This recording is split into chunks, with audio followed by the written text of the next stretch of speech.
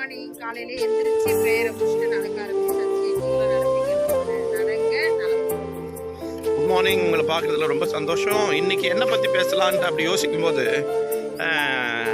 அம்மாவை நான் ரொம்ப மிஸ் பண்ணுறேன், எங்கள் அம்மாவை நான் ரொம்ப நேசிக்கிறேன் அப்படின்றவங்களுக்காக ஒரு சின்ன பையன் சொன்னான்னா, அம்மா உன்னை பார்த்தாலே வெறுப்பாக இருக்கு, உன் முகத்தை பார்க்கும்போது எனக்கு ரொம்ப கடுப்பாக இருக்குது, வெறுப்பாக இருக்குது, பார்க்கவே பிடிக்கல. ஏன்னா நெருப்பு தீயில முகம் கருகி கை கால்லாம் கருகி ரொம்ப பாதிக்கப்பட்ட நிலையில் இருக்கு. யார் பார்த்தாலும் பயப்படுற அளவுக்கு இருக்கு, முகமெல்லாம் வெந்து தீ விபத்தில் அப்படி ஆயிடுச்சு.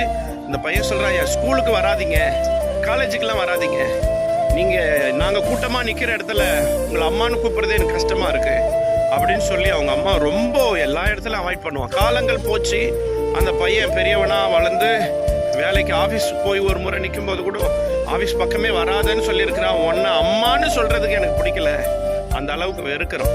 அவங்க அம்மாவுக்கு ரொம்ப கஷ்டமாக தான் இருக்குது. ஆனாலும் பார்த்தா அவனுக்கு திருமணமாகி பிள்ளை குழந்தை எல்லாம் இருக்கிறாங்க. ஆனால் பார்த்தா அவங்க அம்மாவை அவன் கிட்டே சேர்க்க மாட்டான், பேர பிள்ளைங்க கிட்ட கூட காட்ட மாட்டான். ஆனால் ஒரு நாள் அம்மா அவனுக்காக வேற ஒரு ஊர்லேருந்து கடுதாசி போடுறாங்க.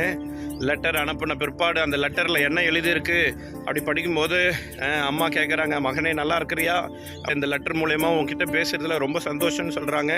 ஆனாலும் அவன் அந்த லெட்டரை மட்டும் படிக்கிறான். படித்து பார்க்கும்போது தான் தெரியுது, அம்மாவை நீ எத்தனையோ முறை வெறுத்திருக்கிற, அம்மாவை எத்தனையோ முறை நீ கேவலமாக பேசியிருக்கிற, அம்மானே கூப்பிட மாட்டேன்னு சொல்லியிருக்கிற.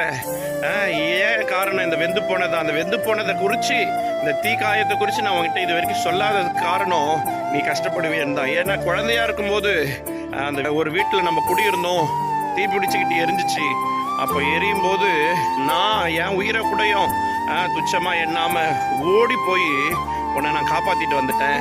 காப்பாற்றிட்டு வரும்போது அதில் எனக்கு ரொம்ப தீக்காயம், ஆனால் எனக்கு ஒரு ரொம்ப சந்தோஷம் என்னன்னா, உனக்கு ஒரு சின்ன தீக்காயம் கூட இல்லாமல் கொண்டு வந்துட்டேன்றது தான் எனக்கு ரொம்ப சந்தோஷம். உனக்கு காயப்படாமல் அந்த காயத்தில் நான் வாங்கிக்கிட்டேன். அந்த அம்மா சொல்லும்போது அவன் வருத்தப்பட்டு ரொம்ப கஷ்டப்பட்டானான். ஆனால் அவன் படிக்கும்போது அவங்க அம்மா இறந்துட்டான். அப்போ கஷ்டப்பட்டு ஒரு பிரயோஜனமும் இல்லை. நான் சொல்கிறேன், ஒருவேளை அம்மாக்களை மிஸ் பண்ணியிருந்தாலும், ஒருவேளை அம்மா பாசம் எனக்கு ரொம்ப பிடிக்கும், அவங்கள நான் ரொம்ப மிஸ் பண்ணுறேன், ரொம்ப நேசிக்கிறேன்னீங்கன்னா இதுக்கு ஒரு லைக் போடுங்க. அம்மாவை ரொம்ப நேசிங்க.